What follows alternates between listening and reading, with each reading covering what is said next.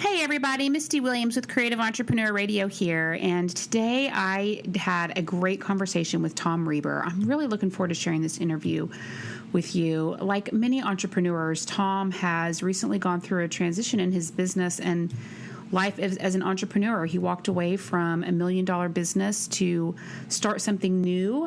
He is a performance coach and a speaker, podcast host. He's developed a really interesting platform around the Strongpreneur brand and Motor Hard, which is his coaching business. And we talked about some of the great lessons that he's learned over the course of his entrepreneurial life. We talked about creativity and how overscheduled we are and how that affects our ability to really be resilient and to keep creating as entrepreneurs. And we also talked about the hard choice that many of us face over the course of our career, and that is to walk away from what we are doing that's really successful so that we can start doing more of what we love.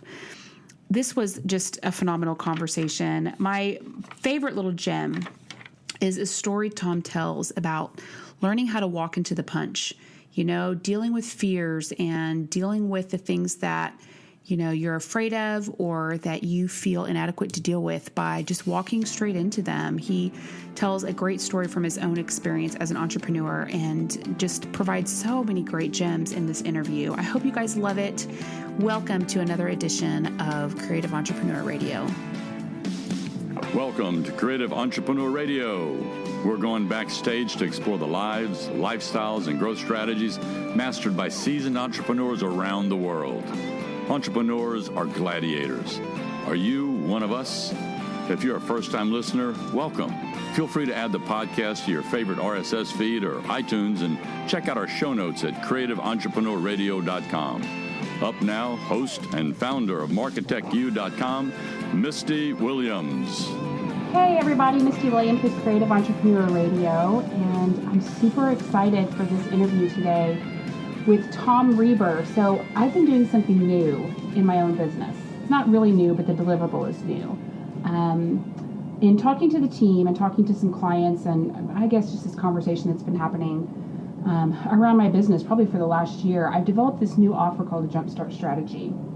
And one of the things that I wanted to do with the very first one is find someone who was building a brand and a business that had just a lot of upside and a lot of potential. I could really see the value in what they were doing, and I felt like giving them a Jumpstart strategy would help push them to the next level. So the person that we ended up choosing is my guest on the show today, and I was actually a guest on his podcast, but we've been friends probably for a couple of years now, and I'm so excited to share with you this guest because there's a lot of things that I had observed in his business and in his life that were really inspiring to me. So on a couple of different fronts, this is going to be a fun conversation. We'll probably talk just a little bit about some of the work we've been doing with the Jumpstart Strategy, just because I think there's probably some gems in there for you. But Tom Reber has built $1 million business, experienced the devastation of bankruptcy, and experienced all of life's highs and lows in between.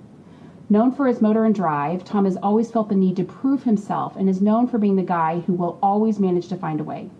His Strongpreneur podcast is for entrepreneurs who are committed to creating strong businesses, strong families, and playing at a high level. He talks about things like creating incredible brand experiences, minimizing risk in your business, hiring rock stars, becoming more profitable, bouncing back from setbacks, and motoring hard. As a performance coach, Tom teaches others to tap into their own potential, deal with the head trash, and implement powerful strategies to grow their businesses. Tom is a Marine Corps veteran, high school football coach, and proud father of 3 adopted kids. His mission is to help others build strong lives and strong businesses that are anchored by a strong brand that customers love. He lives in Colorado Springs with his family, and as a business owner, Tom has excelled at providing great customer experiences that help strengthen his business into $1 million valuation in under 3 years. Welcome to the show, Tom. Thank you for having me, Misty. How you doing today? I'm good. I'm so excited. This is going to be so fun. It is. I'm looking forward to talking and just hanging out here a little bit. And, yeah. Been excited about the ways you and your team have been helping, and and so we got a lot of good things going right now. Yeah. So Kirsty and I have been having so much fun just like talking about you behind your back, because one of the things that's really interesting about you, and this is probably going to make you blush a little, but there's just like this approachable guy next door humility about you, combined with like this incredible charisma and X factor, really. You have so much energy and passion and fire, and it just seems that all of that comes together in a really appropriate way for a brand called Motor Hard. Yeah, well, first of all, thank you. I appreciate that. It's I just try to be myself and help people along the way, and seems to be working. So yeah. The whole motor thing is, it's been my mantra, most of my life, and so it just kind of it's the way I roll. You believe in this so much that you actually have it tattooed on your forearm. I do. I have a massive tattoo on my right forearm that says motor. Right. And it's funny. I get asked all the time if it's fake or not, because it looks like a big stamp. And, right. It's awesome. If people can see that on your website, if you want to see Tom's tattoo. There you go. Yeah, motorhard.com. Okay, so there's so many things I love about your story. Let's talk about the painting business that you grew to $1 million venture in 3 years. Was this the first time out for you? Had you been an entrepreneur before you started that business? Wow, no, I never was. In fact, I got out of the Marine Corps. I worked in the trades for my uncle for a while. Then I moved into sales. I ended up actually working in campus ministry at University of Wisconsin for about 5 years. And after that, I actually got fired from the church. That's another story. Wah, wah. Yeah. So, but my wife and I moved back to the Chicago area, and it was then, I had gotten another sales job, and then as I was driving around the area, I grew up in the painting trade with a grandfather and an uncle in it, and I worked for them, and something just was like, the economy was humming at the time, and I just saw all this opportunity, and I was like, I think I should just start a painting business. And so I did, and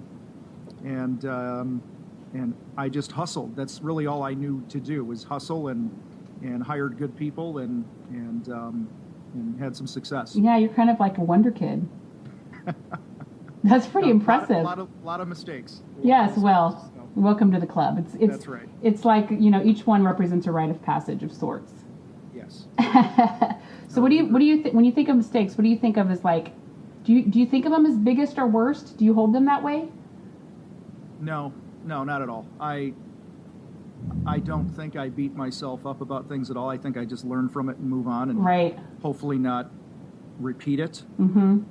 And so when I say mistakes, I ran, like you said, we were up, about $1 million with just under 3 years, and we never had a client database. So for 3 years, I was not marketing to past clients. So right. I look back and I go, wow, note to self, don't do that again. Because I probably left another $2 million on the table, right. or something like that over the next few years. So it's, it's little things like that. Yeah, it was like sheer hustle, sheer sweat. Yeah. Those first few years. Yeah. So when you think back to me, I don't know if we should focus on the first couple of years, but you've been doing this now, I don't know, we're around 10 years or so. I'm trying to combine your timelines. My math isn't the greatest, but I find in my own experience that you learn kind of like the elementary baby lessons you get knocked around by the first couple of years, like you should have a database, Yeah. And then you move into a whole other phase of lessons at a way deeper level. For me, one of the lessons that I feel like I keep learning over and over again is build your business to scale. But I keep trying. Yeah. And I'm able to scale to bigger numbers, but I can't scale beyond. I'll hit that, and then it's I made some key mistakes, and so I have to atrophy a little bit because I got to stop doing what I was doing and then rebuild again. So when you think about maybe the more advanced lessons, what would you say could be with either business are some of the most valuable ones that you've learned? Yeah, the first thing that came to mind was, I think the biggest lesson I've learned with both businesses through the years, has been that I'm really in control. And and it might sound lame, but so many of us feel like we have to do certain things. We have to work with different types of clients. We have to have so many employees, or we have to reach a certain revenue point. And I think the biggest lesson for me is, no, I'm in control. I get to define what success looks like to me. Uh-huh. And in those early years, I really tried to keep up with the Joneses in the business world. Right. And that's where a lot of my mistakes were made. In fact, my most profitable year was a year that we did $90,000 or $100,000 less in revenue, but I made, another couple $100,000 in profit. Right. Because we had the right clients and we kind of slowed down in order to be stronger. Mm-hmm. So that's probably the biggest one, is that, I'm in control of my business. I'm the CEO. I get to say what happens. And if I have a problem employee, I get to get rid of them. Right. I'm in control of that. Right. If I don't want to work with a client, then I don't have to. There's And something so, about this yeah. gestation principle, too, that Mm-hmm. in the beginning, I think you're hustling so hard to make something happen that you're probably not tuned into it as much, but you kind of learn that if you'll just slow down a little bit and build something with intention, the outcome is going to be so much better, and you've got a little more confidence when you're a few years in where you can do that, You can let yourself throttle down a bit to create better outcomes. Absolutely. I think of, those first couple years, it was just crazy running, and I would jump every time somebody asked me to jump, and it, as much success as we had, I wasn't enjoying it all the time, Mm-hmm. So it was, but it was when I kind of realized that I need to slow down and make things a better experience for all of us, and that in turn is going to make us a stronger business and have a stronger life as well. This kind of aligns with the law of baby making that we were giggling about before we started the interview, which is you don't get a baby in a month by getting 9 women pregnant. Growth takes time. It does. Yeah. Yeah. Yeah. So talk about what you felt like was your competitive edge. So as Kirsty and I, have kind of been working with you on, learning all things Tom Reber. I feel like Encyclopedia Britannica. One of the things that's so stunning to me is, first of all, what your competitive edge was in the painting business. But now what you're doing with Motor Heart and Strongpreneur, like what we both know is your competitive edge, like you just so take it for granted that, like, in my opinion, you're not playing on it enough, and we're encouraging you to step up with it. But talk a little bit about why you felt like you were so successful in the painting space, and even now in what you're doing, building this new brand. Well, I think from day one of the reasons I jumped into such a competitive industry, it's part out of it. Obviously, I had a history in it with my family, but I just saw there was so much low-hanging fruit of delivering a better experience for clients. And it was an industry where, most employers did not respect their own people, and so they had a lot of high turnover, and they didn't respect their clients, and so they didn't have a lot of repeat business. And so we just focused on, our goal was always to make your experience with our company the best you've ever had with a contractor ever. And, we would do those little things, like actually show up when we said we were going to show up. We would not leave a mess. And if we did, you didn't pay for the job. I mean, it was stuff like that where we really made it a no-brainer that we were the company that you would want to work with. And we did that. We really put our heads on the chopping block with it, but it also motivated me to find better people. In fact, when the recession hit, we took, 20 and 30% pay cuts across the board. Half of my revenue was gone literally, in a couple months, and we didn't lose one employee. Not one guy left. We had a company meeting and we pull everyone together and we're sitting in this room, and I was like, guys, we are better if we stick together than if we all split apart at this point. We're stronger together. We're in this. We're going to find a way through it. And we did, and the company was stronger for it. And so I think the thing I was most proud of is just the way that we led the company through a really tough time and kept everybody together. And that, as a result, I mean, that really points to the type of people we had working for us. These weren't just dudes who wanted to show up and get some beer money and paint your house. Right. You know, these were truly respectful, considerate human beings, and that's why people hired us, because we really made the experience, first class the whole way. Right. So what are some other things that you've done with that customer experience idea in mind? Like, think about Motor Hard too. Share a little bit about what you're doing in that space and kind of how you've been conceptualizing what you're going to do in this space. Yeah, so, as a speaker and as a coach, I work with a lot of different companies, and they'll come to me and they'll say, we're struggling in a certain area. And what I've found is that, the first place to look in working with a business and helping a business is, let's look at the life of the owner of the business, and let's make sure that you're becoming stronger, because your business is only going to grow as strong as you are as an individual. Right. And so I spent a lot of time in that experience working on you and the head trash that you're dealing with, and talking real openly. And I think that's where that's one of the differentiators. It's not just about the X's and O's of the business or the math of the business. It's about what's going on between the ears of the owner. Right.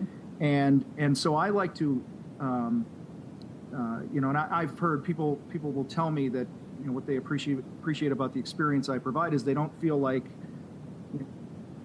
we have an hour call scheduled, and once the hour's up, I'm off the phone and I'm moving on. Right. I truly want to immerse myself in your business, inside your head, in your life, and really understand the context of what you're dealing with. And I think that makes it a better experience for the people I work with. And because I've been there, I've felt those things. I've been lying in bed when I have a $40,000 payroll to meet in 2 days, and I have $1,800 in the bank account. Right. And those are terrifying moments for small business owners, and I want to understand that, and I want to walk that road with you, because I think when we have that outside perspective that might not be as emotionally attached to it, and that voice saying, hey, it'll be okay. It reminds me of my first business coach years ago. Remember, we had a couple $100,000 in debt at one point in the business, and he says to me, he called me after our call. He could tell I was really stressed out. He calls me up. He says, dude, it's only $200,000. Right. And I'm like, yeah, right. That it's easy for you to say. He's like, no. Let's just get some perspective here. And he walked me through it. And what's so funny is 2 days ago, I was on the phone with a guy who just got slapped with an $8,000 or $10,000 IRS tax bill, and he was freaking out. And I actually said, dude, it's only $8,000. we can find that in the next month. And so there's something about, like, I've been thinking about this a lot lately. I worked with a coach early on in my career who really focused with me on tapping into my own creativity. And what are the things that keep you from accessing, like, this infinite reservoir inside of you of creative ideas that can reframe and resolve almost any dilemma that might come up, And with all this work that I've been doing, even this great work we've been doing with the Jumpstart strategy, I'm kind of coming back to that. I think it's one thing to put together a great business plan and, to dot your I's and cross your T's, but there's this nebulous part of building a business that honestly is just the manifestation of creativity of the owner, and there's so many things that can keep us from being able to access that creativity. There's ways that we can cultivate that creativity, but I don't think we give it enough airtime. I agree 100%. I think I've been personally blown away by the experience I've had through this Jumpstart strategy with you, because you and your team have taken a way deeper dive into this than I thought was coming. Right. and the deliverable that I'm peeking at, and I know we're not even done yet, is really helping me see some things in a different light, and it's helping me to be more creative. But, creativity is funny, because I think this goes back to what I said earlier about you're only going to grow, your business will only be as strong as you are as an individual. Yeah. And that's why I think it's so important that we take care of our body, we get rest, we deal with that junk in our head that's screwing us up. We got to be mindful of how we're spending our time and not overscheduling ourselves so that we can have a little bit of, I know like people like Michael Hyatt say, what is it, put margin in your life, how to create more margin. And I find that when I schedule less and actually work less, I get way more done. And so, because I'm not messing up my mind with just a bunch of junk 24 hours crammed, a day. So totally. Well, I think it's kind of I could go off on a health rant, I'll refrain, but there's something that happens when we are so busy, we're going from thing to thing to thing. It really puts our nervous system in a sympathetic place, which is stressed. And that's not the space that creativity flows in. So when we're cramming our calendars and keeping ourselves so busy that we're constantly in this worked up, stressed space, we might, for the short term, get a lot of things done, but for the long term, the trajectory takes a hit because we haven't been able to give it the attention that it needs. Right, absolutely. So what are some of the things that you've learned from, like, who've been your teachers in this space, or have you read books or had mentors or gone to conferences? Like, what do you feel like has really fueled you and kind of helped teach you and train you in this area? Oh, wow. I'm a blog reader, and I watch, TED Talks, and I watch, YouTube videos here and there. But, people like, Simon Sinek has really impacted me in the last year or so. Just really, where he talks about start with why, and you got to have that strong why. And that's been a real foundational viewpoint of mine over the last couple years with everything I'm doing, is just really trying to be clear on the why. Because when you're solid on the why and you communicate that and you get people on your team that, have the same why as you do, and you work with the customers that have the same why, it's a lot more fun to run your business. And so, there's, you got the Tim Ferrisses of the world and podcasts, and, I've... Are you an event guy? Do you do events much? Not too many. I've, part of that was just, when I first started getting into podcasts and these videos and things like that, I was still running my painting business at the time. Right. And it was just, like I said, it was a crazy time. Sure. And depending on the time of the year and the season, but I do want to put more events on my calendar for sure. Yeah. I mean, that's where we met, and that's been great because, had I not gone to that event, a couple years ago, then we wouldn't be here right now. Look at all the fun we wouldn't be having. That's right. So, but for me, it started, I was reading, Seth Godin's blog, and I just really opened my mind, guys like Pat Flynn's podcast and showing me possibilities. I think that's really what's impacted me, is just gathering and learning and listening and reading and then that's thinking, a big part of it, huh? Just like getting all these different perspectives to really help reframe and reshape our own paradigms. Yeah, it's easy when you're in your business or in your own little life to just have the view of, being inside your own box. And I felt, I started, it was because I remember I started listening to these podcasts. And I think Pat Flynn was my first podcast that I really started listening to, and it opened up a new world to me that existed outside of this contracting world that I had known for so long. And I just think it was those seeds that were being planted over time, and you just continue to throw some water and sunlight on them now and then, right? and they grow, right. And here we are. Yeah.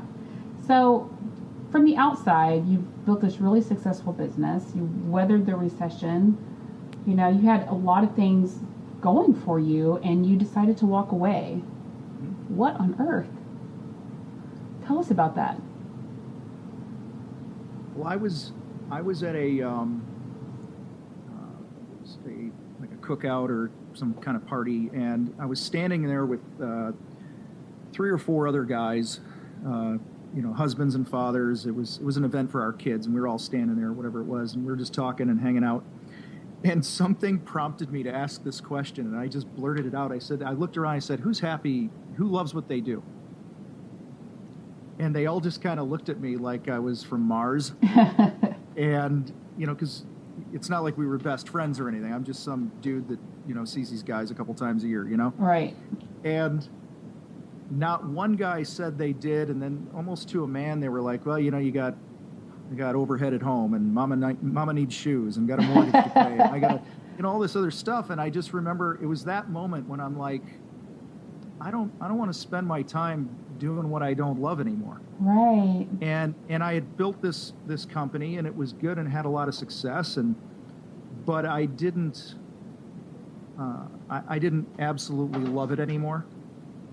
And there was other things. People had seen the success we were having, and I was starting to get phone calls to speak at some industry events and talk about the ways we were building our business. And I would get calls from people, hey, would you coach me on something? And it kind of, lit a fuse in me that, burned over time. Mm-hmm. And until it just kind of all came to a head at the end of, I think it was 2011, mm-hmm. when I just said, I think I need to move on. Right. And take a shot. And it'd been a while since I felt that I really took a shot at something. And so I like to... you like the challenge. I like the challenge. Yeah. So. Well, and coaching is something that is really in your blood. I think it'd be great for you to share just a little bit from the coaching front, because growing up, your coaches really meant a lot to you. You were a football player, and I don't know if you're involved in other sports. I don't recall, but the whole idea of coaching has always been a really meaningful part of your life. Absolutely. I grew up, my dad traveled a lot, and so my youth football coach and my high school football coach are two guys that were massively influential in my life. And they were actually both Marines too, which was kind of funny. But they just, they held me to a higher standard. They really taught me what it meant to pay a price for something. Mm-hmm. And I really just, for me, that was the thing. I really believe football was as big as anything in my life to help develop me into who I am. And that's the great thing about sports in general, huh? When I started running half marathons and started in my early 30s, I think I was 33, 32. It was the first time I'd ever done anything athletic. I wasn't in sports growing up, and I just learned lesson after lesson after lesson, training to go 13.1 miles, and then doing multiple races and trimming the time, and I got it. I got why organized sports is such a valuable, transformational experience for a kid to go through. 100% agree. I whatever the sport is, it teaches that discipline, and it teaches focus, and teaches you how to deal with life when you're uncomfortable, and a lot of that stuff. And I think, one of the reasons I love football so much, and I actually still a high school football coach now, is I love what it teaches us about working with other people, because there's no other sport. In basketball, you can have a Michael Jordan who can take a game over, and that guy can win you the game. In hockey, you can have a Wayne Gretzky who could truly take a game over. And in football, you need 11 guys doing their job. And that was kind of the philosophy I took into business and things like that, and into the Marine Corps was, if we all selfishly execute our job, we're going to be okay as a team. Mm-hmm. And I learned that, on the football field. And I'm not one of these guys that's saying football is the only sport that teaches people things. I'm not going there. Right. But I believe, and actually, I don't even know if it always has to be a sport. I mean, I've seen a lot of lessons that are learned if you're a musician. Sure. I've played drums for over 30 years, and I just think of the persistence that it took to learn certain drum grooves and things like that. Mm-hmm. There's a lot of lessons in that. So I think anytime somebody can, whether it's a sport, if it's learning an instrument, whatever it is, you got to push yourself in those ways. Right. We were joking around on one of our earlier conversations about, how a lot of times we don't even know what we're doing. We're just making it up as we go, and Mm-hmm. kind of faking it, and just the personality of the certainty that's created by someone that seems to believe in what they're doing, how important that is. And you told me about an epiphany you had hanging out with a bunch of guys at a board meeting that really kind of shone a light on some head trash, as you call it, that you needed to work through. But it's kind of, thinking of yourself differently. Tell us a little bit about that meeting. That's huge. Oh boy. So I grew up, and for various reasons, don't even totally know them 100%. I took the little yellow short bus to school for 2 years in grade school. And I struggled my whole life as a student, and I know that I developed this view of myself that I wasn't smart because I rode this bus and was made fun of and things like that. So, and I kind of carried that through my whole life, and it's always been, I guess, that ball and chain that I'm just kind of dragging along through life. And so, as a student, I really just didn't apply myself because I figured, why bother? I'm not very smart. And so several years ago, and this was back in, I believe it was 2012. I think it was 2012. It was right after I sold my painting business, right after I started the coaching thing. I was invited by a friend to come down to Mexico to speak in an event. And it was an event that was a nonprofit for a fraternity. And there was going to be 150 people in the room that were all graduates of colleges and had all these degrees, and I was going to be one of the speakers, and I was like, the only guy without a degree. Right. and I was terrified to go, and I had all this years of just head trash that I was stupid around this. Well, on one of the last days of this week-long conference I was down there at, and I spoke, and everything went great and this and that, but I got invited to be part of this board of directors meetings, and I sat at this table, and there's guys there. One of the guys is a billionaire.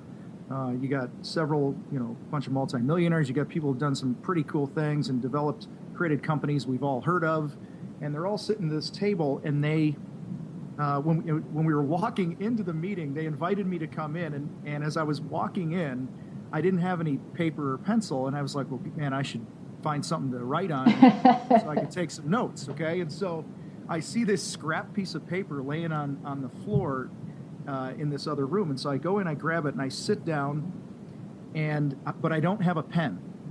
And so it's this big round boardroom table, seats like 12 people. So the guy on my right, every time he put his pen down, I'd grab his pen and I'd write something down, and then I'd slide his pen back. And then every time the guy on my left would look the other way, I'd grab his pen. So I was stealing these two pens because I figured, and here was my reason. I said, I'm going to write down what I'm thinking through the whole meeting, just in case they ask me what I'm thinking, I'll be ready. and so we get lo and behold. There you go. So we get to the end of this meeting, and they're about to close the thing out, and this one guy who I didn't really know well goes, hey, well, I'd like to hear Tom's take on this. They were talking about a marketing type thing for the event. And he said, I want to hear Tom's take on this because this is his first time at this event. And he goes, Tom, what do you think? And all eyes came to me, and I just kind of glanced down at my paper, and I did a couple things. First thing I did is I took a moment to know my audience. I was sitting at a table with, if you're familiar with a DISC profile, D-I-S-C. Yeah. I'm at a table with all high Ds. Right, all. And the dominant personalities, I'm a D, I'm 100 on the D, and it says keys to communicating with a high D is be brief, be bright, and be gone. Okay? Right. And so I just knew that I'm going to just, keep this real quick. So I in under 45 seconds, I shared what I was thinking, and I shut up, and the guy who's running this thing is nodding his head. He looks next to him, his assistant or intern or whatever it was. He goes, do we have the capability to do, some of this and that and blah, blah, blah, what he just said? And the guy goes, yeah, we do. And he says, all right, let's implement it. And then they moved on and closed the meeting down.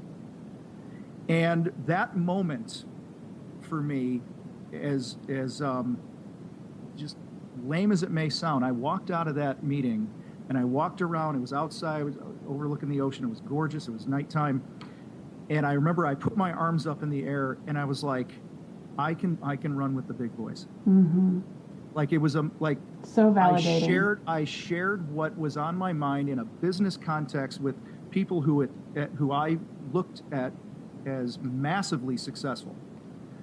and I didn't make a fool out of myself. And for me, that was a huge turning point. And so when I speak to groups, the point I try to make by telling this story, and I'll make now, is I was terrified to go because I'm a dude who barely squeaked through high school. And if it weren't for football, I would have never finished high school. I guarantee it. And I carry this I'm stupid mentality with me my whole life. And I tried college, dropped out of college, joined the Marine Corps, that whole routine. And I was terrified to go to this event because I didn't want to be the only guy that wasn't smart. And I was still dealing with this in my 40s. Mm-hmm. Okay? And the reason I went down there is I was like, you know what? The only way that you're going to ever deal with a fear is if you go toe-to-toe with it. Yeah. And what we call walking into the punch. You know, if you're going to punch me and I start moving close to you and you punch me, the punch never reaches full force. Mm-hmm. And so I figured, let's just go deal with this. Mm-hmm. And so that's what I want to encourage people, that we all have those things that are that ball and chain that follow us around and lie to us and tell us that we're stupid and we're too old, we're too young, we're too fat, we're too ugly. And it's BS. And so I want to encourage people to walk into the punch, do the thing that you're afraid of doing, because what you'll find, you know, and there's some stat out there that says like 96% of the things that we're afraid of never happen. Mm-hmm. And so the odds are actually in your favor. Right. Go do the thing you're afraid to do. So Because it'll change you. So all these different dimensions of you, like we were hearing it in this conversation, but it's just so obvious when you spend any time with you that like your calling in life is to totally contribute and occupy this space in the world with a business like Motor Hard. Did you have this sense when you were doing the painting business that like, you know, 2.0 would be something different, that you would do what you're doing now? Last thing in the world I ever thought I would do. Really? Yeah, I was a football coach still at the time, and when I was running my business, this is the last thing I ever thought I would do, but I definitely knew that there was something else for me that I felt that I could have a bigger impact in. I just didn't know what it was. Right. And so when I started Motor, and I named it Motor because I didn't know what else to call it, it's just kind of my approach to things. Right. I actually sold my business, started Motor, and didn't know what we did. I incorporated, and it's incorporated under the Motor Group Inc. Uh-huh. And I, honest to God, did not know what it was going to be. So I'm like, well, I'll make some like wristbands and shirts, and we'll spread the Motor. Buy mindset. my swag. Yeah, and so I was going to be an apparel company, and so I bought all this stuff, and I had boxes of shirts, and I built a website, and like I think my mother-in-law bought a shirt, and my mom bought, you know, it was crazy. So I quickly realized I didn't know what I was doing, but I just started throwing stuff against the wall. Uh-huh. And so what started sticking? Somebody asked for help in their business. Uh-huh. And I started coaching them, and I figured, well, I'll just run it under the corporation I already created. Right. And, you know, so I don't have to start anything new. And I started writing blogs on my opinion about business and the experience and leadership and head trash. And over time, it's become my main bread and butter is through coaching. Yeah. But it's, you know, to me, it's never like coaching. Business coaching to me has never been big enough. If that makes sense. Mm-hmm. Like I still feel, it's not that I'm not going to coach anymore, but I just feel it's bigger than business coaching. Sure. And that's why I put a lot of effort into helping people not only build a strong business, but a strong life. Right. Because I don't think you can separate them. And this is kind of probably the fertile birthing ground for the Strongpreneur podcast. Yeah. Yeah. For about 2 years, I knew I wanted to do something, some sort of podcast, and I've been blogging consistently, and I like to write, but I just knew that if I were ever going to reach more people, I needed to, you know, expand that platform. And obviously, I like to run my mouth, so it just seemed like it was a good fit. And so I I started the Strongpreneur podcast in early 2015 here, and it's a weekly podcast where, you know, I bring on people that I consider a strongpreneur. Mm-hmm. So is this kind of the strongpreneur moniker? Is this the thing that you feel like really embodies, like, I don't know if we call it your personal MO, but maybe the way in which you're called to contribute to the world?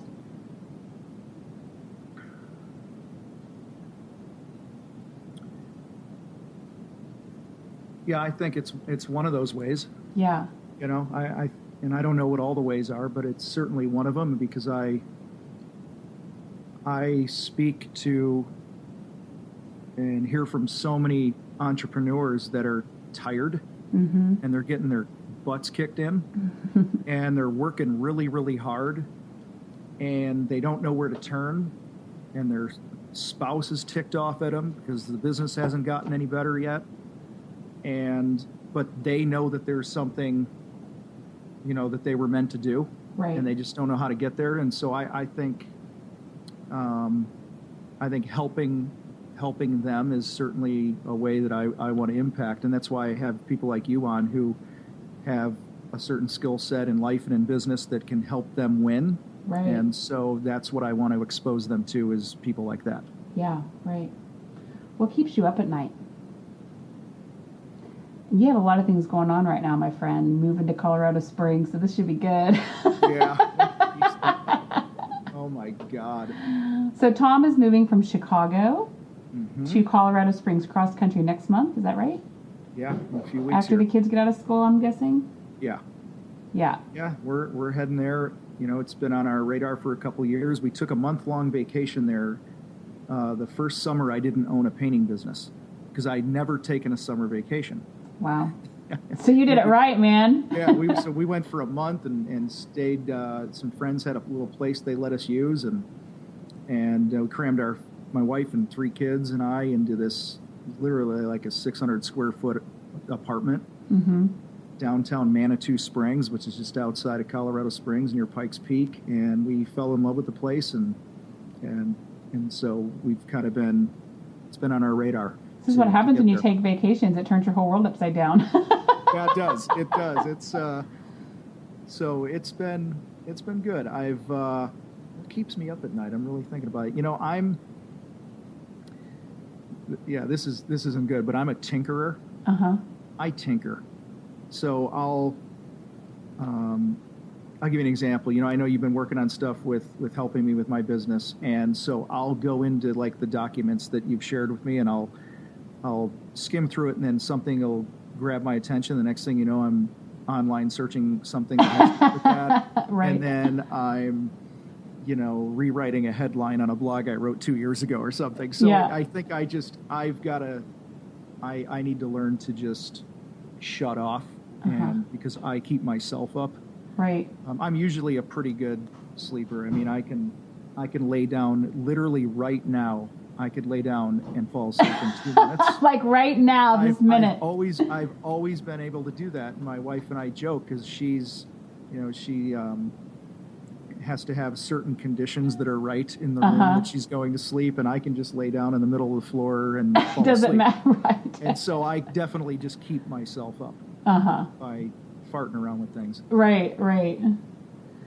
So what's next for Motor Hard? You've launched this podcast. You've got a great roster of coaching clients. You've done really well with your business. And with like it's like your destiny is just finding you in spite of yourself, you know, in a lot of ways. I don't know what I'm doing, except now I have this amazing coaching business. Yeah. You're making everyone green with envy, but you know, so what's next? You're shifting so many things around in your life. Yeah, what's next is you know, what I'm looking forward to with moving to Colorado is for our family to get tighter. Yeah. And so we're downsizing. In fact, I sold my riding mower today because the yard I'm going to get probably won't even have grass. And so I literally just sold it a half an hour before we got on this call. we're downsizing. We're just trying to simplify. And so on the personal side there, I think I just want to be, I want to put more boundaries Sure. on things and create more memories. And, I work from home, so it's good. I'm always around. Sure. But I, for me, I need to personally do a better job of shutting off and not working, because I am a workaholic. I mean, I like to work. Right. So, for the business, I don't know. You've had your fingers in my business for the last few weeks, so you tell me what's next. I tell you what's next. Well, if we had it all our way, we've got quite the list for you, actually. We will see what resonates. Where can people find you? If they want to learn more about Tom Reber or Motor Hard or the Strongpreneur podcast, where are you at? How do they get a hold of you? Head over to Motorhard, MOTORHARD.com. Or they can email me, tom@motorhard.com, or if you want to go to iTunes and check out the podcast, it's the word strong in front of preneur, PRENEUR podcast, Strongpreneur podcast. And that's it. We'll have to find the link for the interview that you and I did together, so everyone can hear you turn the tables on me. It was a great interview. That was a great interview. I got a ton of great feedback on that, and that was one of. It's funny, we talk about throwing stuff against the wall. I knew I needed to start this podcast, and it's funny, if you listen to the first 6 podcasts I did, first 6 or 7, when I self-critique them, I'm really bad. My guests are great, and I'm just really bad. And I don't say that like I'm not, flogging myself here or anything. I'm just saying it's, and I think this is something that football's helped me with. We play a game on Friday night, and then we watch the film. And you just break it down, and you're used to getting corrected. You're used to making tweaks, and it's, nothing personal. It's just, hey, Johnny, you need to make sure you take your first step this way next time. Right. Whatever. And so I do that with the things I create and do. And what I had a friend, my buddy Neil Christensen, who sent me a link to another podcast. I forget whose it was, on how to ask better questions for your podcast. That was subtle. And so I was like, great. So I was on a flight going somewhere for work, and I downloaded the podcast and I listened to it. And, man, I wish I could find out who it was, but he interviewed Mr. Rogers. Oh. And that had to be back in the day. He stumped Mr. Rogers with this question, and because it was such a deep, touching question. And so it really, what it did is it exposed me. It's like, dude, you gotta put in the effort here to be better at being a host of this thing. This is like the real deal. Yeah. And so I think yours was like the first or second one that I had done after I got some schooling. Right. And what's funny is I didn't talk much, and so that's been the secret sauce to a great podcast on my show is when I talk less. So I have 2 goals. It's not to talk. Right. And here's my other one. This sounds funny, but because since I set this goal, I've been able to do it every time. And every time I do it, I throw my hands up in the air in the middle of the interview. And I'm like throwing my fists around, and I'm like silent screaming. And it's when my guest says to me, when I ask him a question and they kind of pause and then they say, oh, that's a good question. Yeah, yes. Like, if I can get, that's a good question, then I know that I'm on the right path. Right. And so it totally fires me up. So, yeah. So yeah, go check out the Strongpreneur podcast, and we'll get you that link so that you can hear Misty and I, or you can hear Misty talk. And I, you can hear Misty talk. Really talk. I'm a professional talker, so I don't know if you would have actually even needed that other little podcast you listened to. Yeah, I might have just taken the wheel anyway. You never know. Well, thank you so much for coming on today. I loved it. This is so great. Lots of great gems in here. I'm super excited to share you with the creative entrepreneur community. So you guys make sure you go subscribe to the Strongpreneur podcast. Check out Tom online. And yeah, thanks a lot, Tom. This was awesome. I appreciate it. Thank you, Misty. I appreciate it, and you have an awesome day. All right, we'll see you guys. Thanks for listening to Creative Entrepreneur Radio. If you've enjoyed this episode, please leave us a review on iTunes. That helps others find our show. You can find links, contact information, and a recap of today's episode in the show notes found at creativeentrepreneurradio.com. Tweet Tell Misty. That's TELLMISTY with your thoughts, ideas, or questions, and join the conversation on our Facebook group. You can learn more about Misty and her work over at marketechu.com. See you next time.